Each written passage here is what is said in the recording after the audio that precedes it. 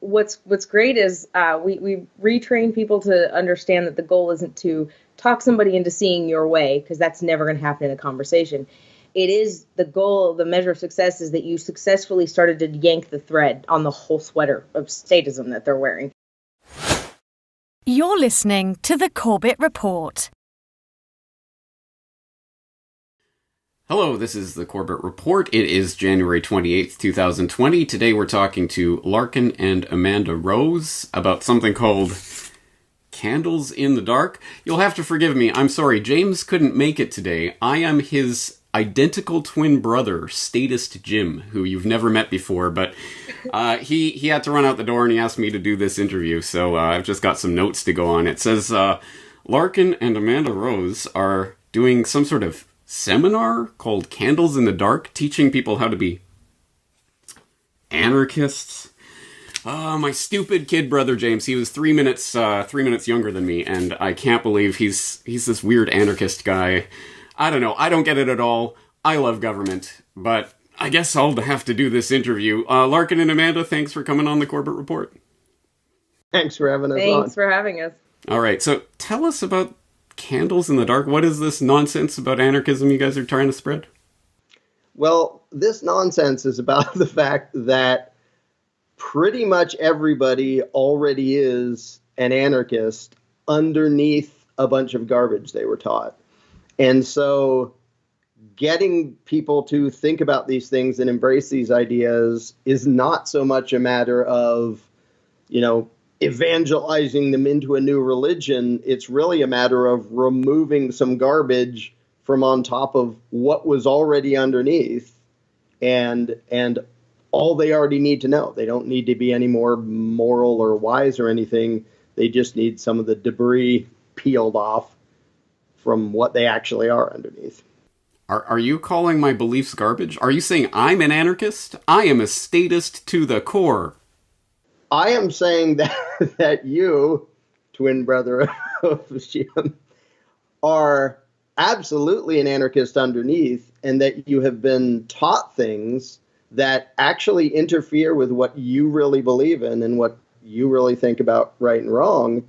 And I bet I could demonstrate that to you by way of just simple questions about what you think, not lecturing you about what I think, but just asking you about what you think. And that's what Candles in the Dark does, is it teaches people like me, who already don't believe in having a ruling class, how to use questions to bring out of other people their latent voluntarist that's still in there underneath stuff that they've been bombarded with their whole life that doesn't really match what they are. Well, it's very easy for you to sit there in your comfortable home, protected by the government that you hate so much, and dare to lecture people like me, tax-paying, government-loving citizens, about what it is that they're doing that's wrong. But I take you up on your challenge. Ask me some questions, and we'll find out if I'm really an anarchist underneath. Absolutely. And given that, your exposure to Jim, you've probably heard enough about these ideas that I can sort of skip some preliminary stuff and go to a little bit more substantial things. Do you believe that it's ever justified for you to disobey the law? The law that's been voted on by a majority of legislators that have been duly elected by the citizens of a country? No. I mean, if it was a communist dictatorship or something, maybe. But no, we live in a free, open society, so the lawmakers make the laws. Okay, so here you don't think it's okay, but in some places and in some situations you think it was morally justified for the people to disobey, to be criminals. Well, of course. I mean, if the government is criminal, yeah. Okay, now, by what standard are you deciding whether, this government, its commands were criminal and this one isn't? That's actually pretty easy, because CNN always uses the word government to refer to one of the good guys and regime to refer to one of the bad guys. So, for example, the Iranian regime, I mean, clearly they're bad, right? So that's the way I... Okay, so CNN is the deciding factor. Of course. On whether it's...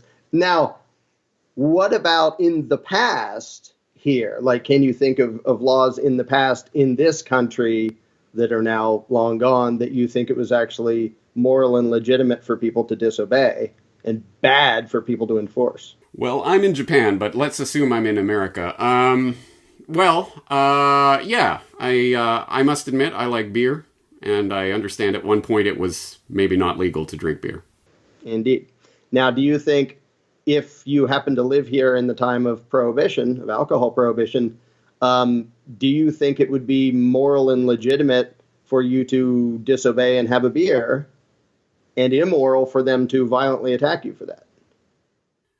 Well, I wouldn't say it would be immoral. Well, yes, I mean, I suppose morality doesn't have anything to do with it, though. It's what's the law, and we changed the law by repealing that amendment, so that it was all done legally. But yeah, no, it was immoral, obviously, for people to stop people from drinking. Right, and the reason morality is relevant is because that's actually what I'm asking you. I'm asking for your moral judgment on things, regardless of whether it's the law or not.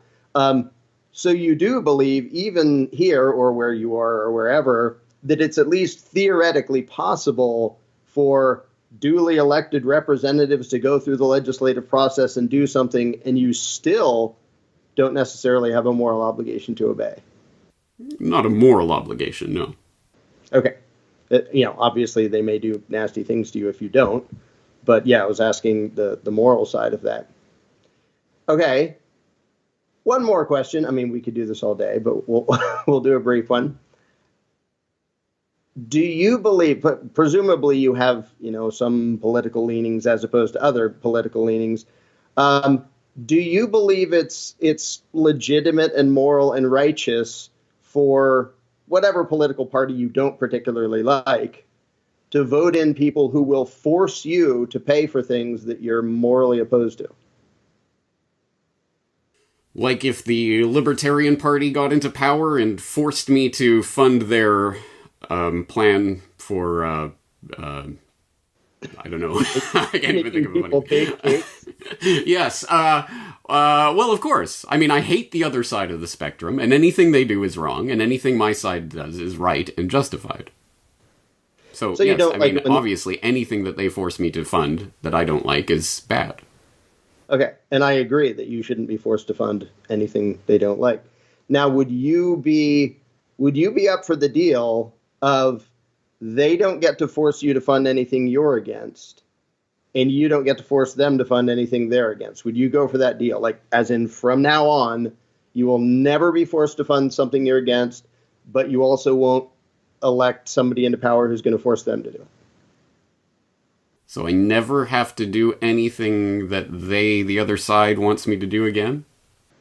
Right. They're not going to control you. They're not going to extort you. You don't have to worry about their political power bossing you around and meddling in your life. But as part of the deal, you also don't get to meddle in their life by way of politics. I love meddling in people's lives. Well, it sounds like a good deal, but it won't work that way, because the system has to be for everyone. It can't work if there are people who slip through the cracks. Okay, but regardless of what you think would work, regardless of like predictions and stuff, would you go for that deal for yourself if you could? Sure, yeah, for myself, yeah. Okay. That's a good enough place to stop, because that's an answer that only an anarchist can consistently do. I've been revealed. Oh, I did my best. It was a good try. All right, so walk us through what just happened there. What's the idea behind what we're doing? That was a slightly silly version of sorry. The lines of questioning and the method of approach we teach in Candles in the Dark.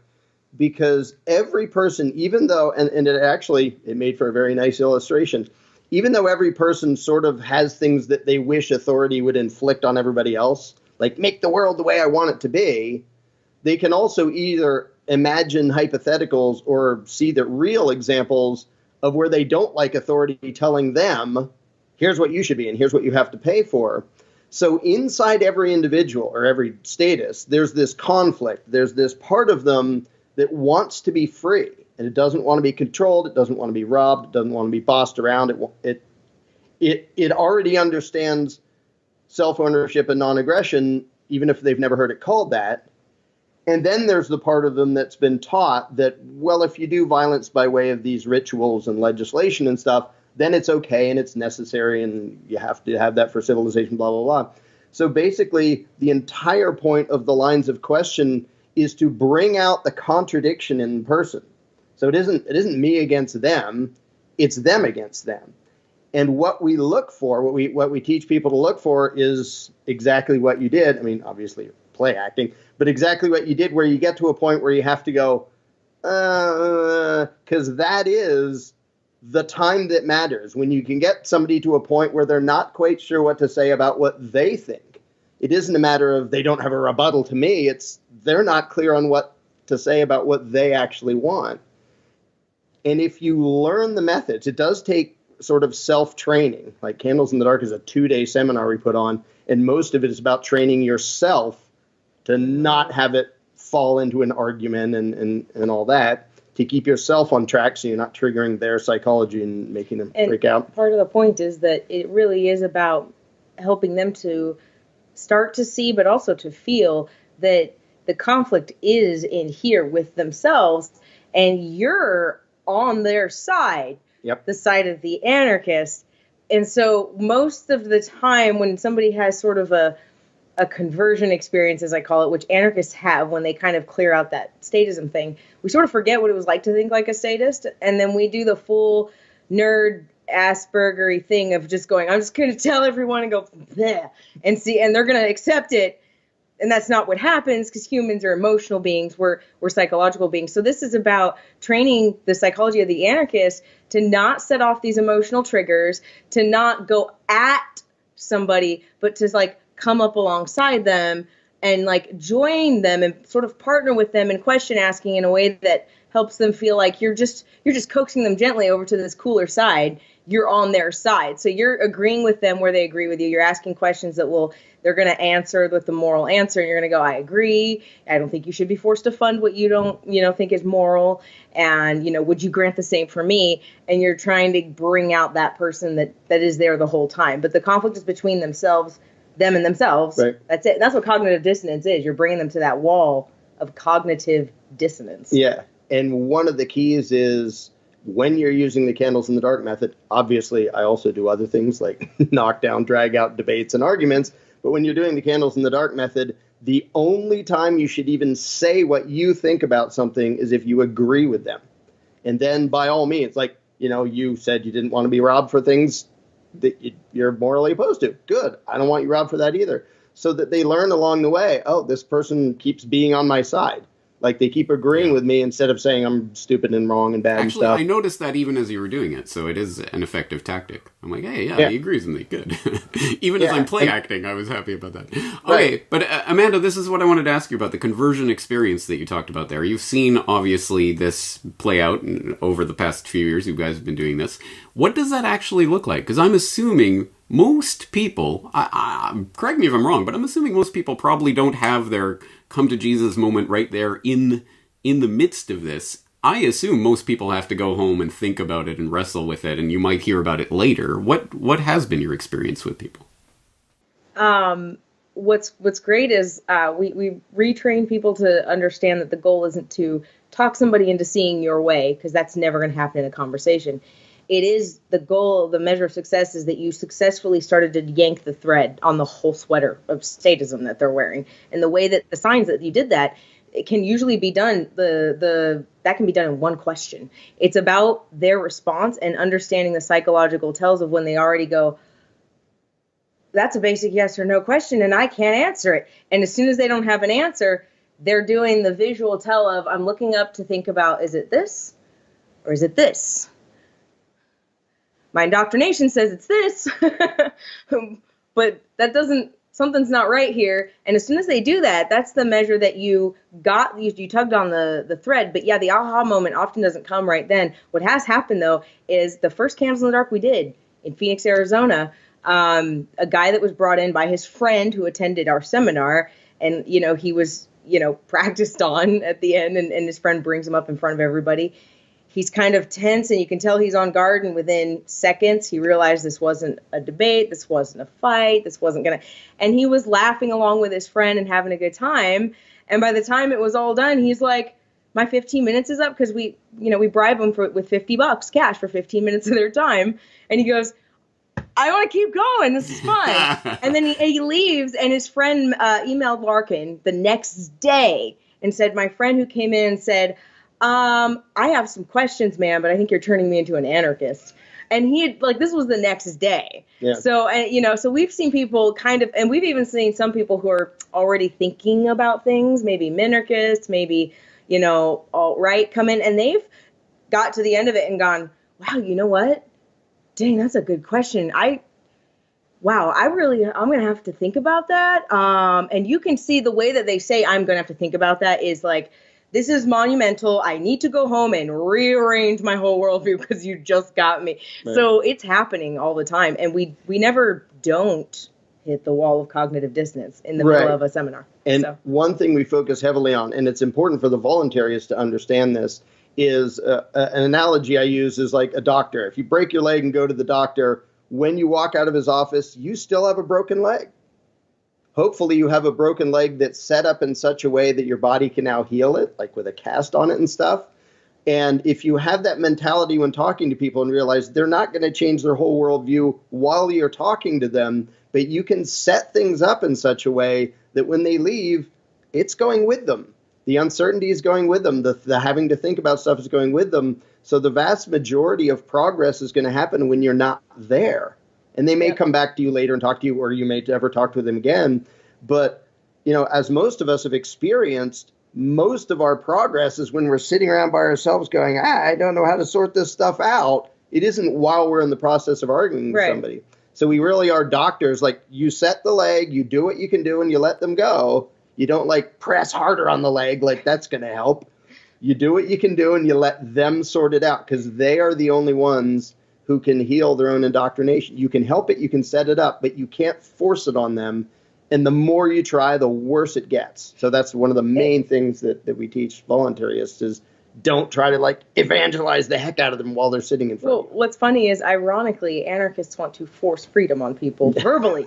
Verbally, they want to be able to just go in and go, 2 + 2 = 4. There, I put in the correct answer. Now you're not a statist. And we can't do that, and we shouldn't be able to. And that's one thing we point out in Candles in the Dark is you shouldn't have the power to reach into somebody's head and reprogram them.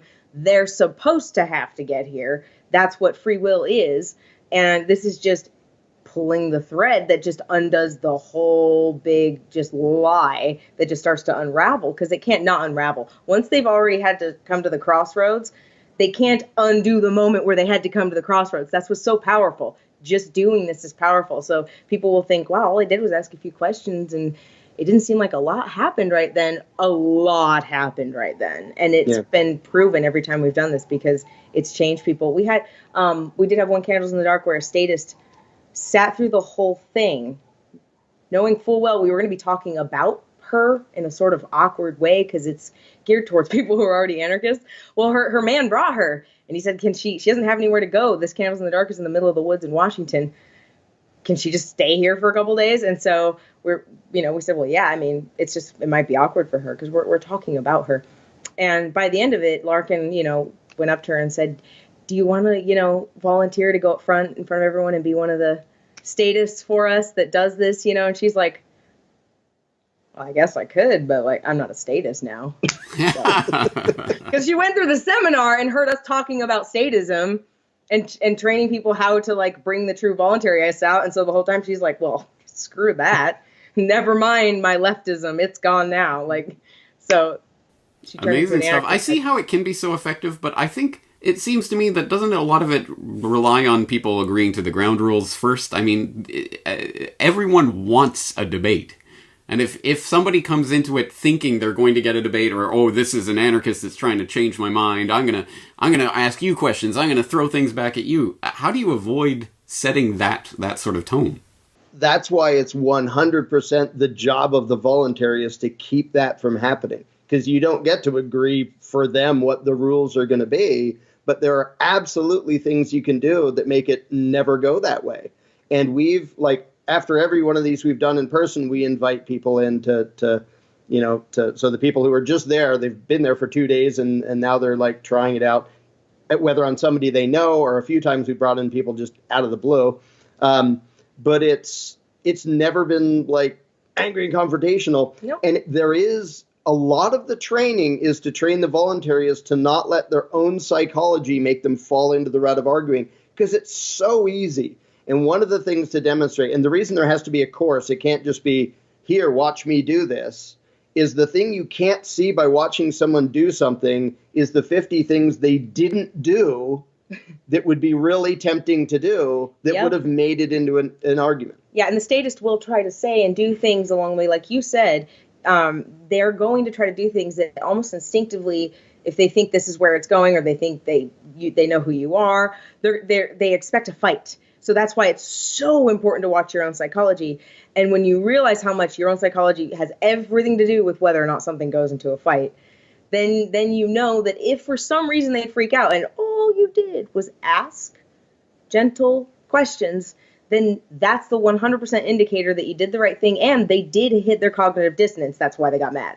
But if they got mad, it's not because you were combative. Make sure it's not because you did something to set them off. Right. And one of the things that most people do is they go down one of the 100 different rabbit trails that the statist will try to take it on, because one thing the statist doesn't want to do is get to that wall of cognitive dissonance. The subconscious is very smart. It knows what's coming. It's already done the math like ahead of time, and it's starting to tell the statist like, alert, alert, this is going to get awkward. You're going to hit a wall soon. And they're going, okay, so instead of answering a direct yes or no, I'm going to say, okay, but what about schools and roads? And, In fact, that's why they do that. They're trying to veer off. That's the only reason somebody doesn't answer a blatant yes or no question. An anarchist that knows the answer to a blatant yes or no question they've already thought through says yes or no. A statist goes, but what about the children and the poor? But notice that you even did that, the thing of it will never work. And a common thing is for the voluntarists to dive into arguing about predictions. Don't, because they can predict that we'll be killing and eating each other. How do you prove that we won't? I mean, you can try to give a lecture for 3 hours, or you can say, okay, whatever you think would happen, what is your moral belief? Which is why I did that. And it brought it back to, and so much of it is just keeping it on track, not letting yourself fall off the track and not letting them push you off the track. And just when you do it right, it actually looks and seems so peaceful and gentle and happy and friendly and simple.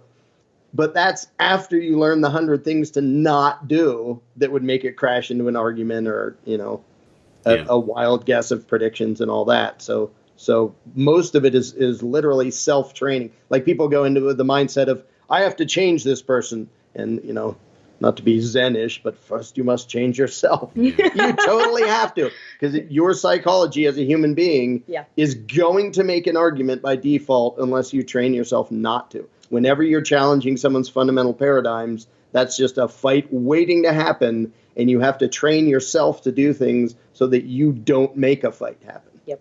If only there was a way to remove that kind of face-to-face human combative element from this by making it into, I don't know, a video game or something where you could hold a mirror up to people by asking these questions. I don't know. I'm just spitballing here. Funny you should say that. Well, that leads us right into... Yep, and I'm still working on that. In fact, I'm in the process of rendering. I changed the introduction to it. Mostly I've been working on the script recently, which is huge. For those of you who don't know, here's a little hint here, is I'm making a thing that does it so that we don't have to do it, called The Mirror. It's an interactive program that happens in a virtual reality, and it asks people questions. And like you said, it doesn't even have the stress of having one person in front of them that you have to sort of answer to and explain yourself. And so that's a monumentally huge project, but I will, unless I get Clintoned or something, I will finish that dang thing sooner or later. We have a running joke, and I'm just going to make this more public because the more public it's a running joke, the better for us. But we have this running joke because people say, you guys aren't worried about, considering everything you've already been through with the powers that soon will be not. Everybody thinks like we're sort of concerned about, are you on this list? Are you being watched? Or, do you have to worry? Are you worried about that? And at this point, we're just like, Well, let's see. If they do pretty much anything to you, or if you just accidentally fall off a cliff and that's all you did, all of the movement would think it was definitely not, no matter what happened to you, the movement would go, it's not an accident. He was knocked out. They would be so screwed because there are so many people. Like, it would make you an overnight sensation all over the globe. So now we have this running joke that he has federal protectors more likely than he has people that are like, there's probably people going like, Yeah. just don't, make sure he doesn't die. Make sure I don't Because if he accidentally dies, die. we have a problem. Nobody's going to think it was an accident. I Too gotta many admit, people know who I he is. dislike the amount of times I get the question, why aren't you dead yet, in my inbox? Like, well, that's a good question. I think, because, yeah, I I hope should it's just point that publicity. out. Yeah, I probably have Publicity. protectors more than people who want to kill me, because they Right. don't want my voice to spread. Right. They should have knocked us off before we had A enough platform. to notice us getting Yeah. knocked. Like, All right, Yeah. well, on a happier note. So tell us about the workshop. 2 days, and this is going to happen in Anarchapulco, coming up here in Mexico in a couple weeks for the last time, question mark? Yeah, the last one we're doing live, as far as I know, will be on the 17th and 18th of next month, February, right after Anarchapulco, down in Acapulco, Mexico. And if you go to anarchapulco.com and go to the tickets page, there's like a bazillion workshops. Basically, you scroll all the way to the bottom, and you'll see Candles in the Dark there, if you can get there in person. If you can't, there is now an online version of it. Woohoo. That is attendcandles.com. And that's a bunch of people have been having fun going to that and going through that, because that gives the friend of ours recorded the whole thing and did a great production of it and put it all together on a website there, so that now people don't have the excuse of, I just can't make it there. Well, can you make it to your computer? Oh. So I should mention him, by the way. His name is Kason. It's Kason. Last name Bryden, Bryden, and him and Patrick Smith from Texas have been to Anarchapulco, and he did Larkin's little intro for Larkin's speech last year. It was really cool, but his video work is great, and Yeah. you can hire him.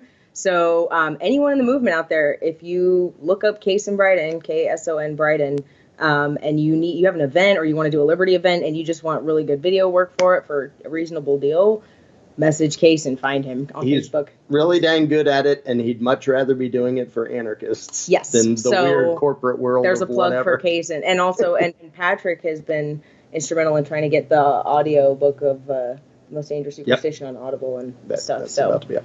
that's about to happen, and yeah, they've been awesome. I would be remiss in my duties if I didn't put a plug in for my own video editor, Brock West, who is also available for freelance work. So there's some video editing to go around for people. All right, so people can attend that in a couple of weeks. And guess what? I'm going to be there as well at Anarchapulco. So Yeah. hopefully we will actually be able to meet in person for the first time. That's Can you outstanding. believe it? Where were you 5 years ago? Because I was there 5 years ago, but you weren't.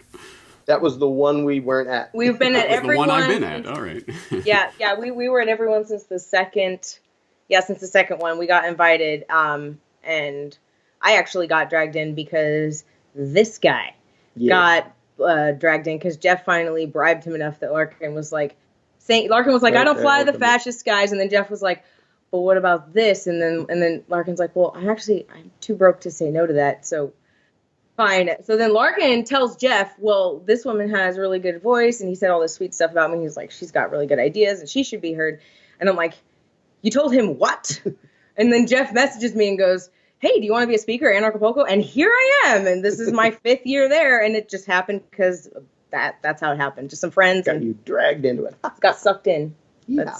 And been great. hopefully other people will have that experience too, and we'll grow the movement that way. So who knows? However it grows, as long as it grows. You know, I want to say this Candles in the Dark seminar sounds like it would be great for converting statists into voluntarists, but perhaps in all the other types of things that I talk about on Corporate Report too, rather than going in and I'm going to tell you the truth about 9/11 or whatever it is, maybe there are more effective ways to get people to think about what it is they know and what they don't know, and why do you think that, and how do you know that? It sounds like this is broadly applicable. Absolutely. A lot of people have pointed out that like probably 80% of it is applicable to all sorts of communications. And then some of it is obviously specific to this issue and this philosophy. But yeah, a lot of it is just sort of being able to train yourself to not make somebody defensive and combative. Because the moment you do that, whatever you wanted to tell them doesn't even matter anymore. That's true. Like they're in defense mode, and if they view you as some foreign outside idea, I'm gonna keep you out at all costs, instead of inviting them to think about things and say what they think. So yeah, it applies all over the place. All right, excellent. Well, I think we're going to leave this here. Obviously, I'll put in the links to the Anarchapulco tickets if people can attend in person. If not, obviously they can go to attendcandles.com. That link will be in the show notes as well. Hope people will check it out and start thinking about how they can use this type of approach in their interactions with people rather than the evangelizing, I'm going to convert you kind of approach, which I imagine a lot of people out there have found doesn't quite work that often, does it? So let's look for a better way of communicating this information. Larkin, Amanda, thank you so much for coming on. I appreciate your time. And sorry to inflict Status Jim on you.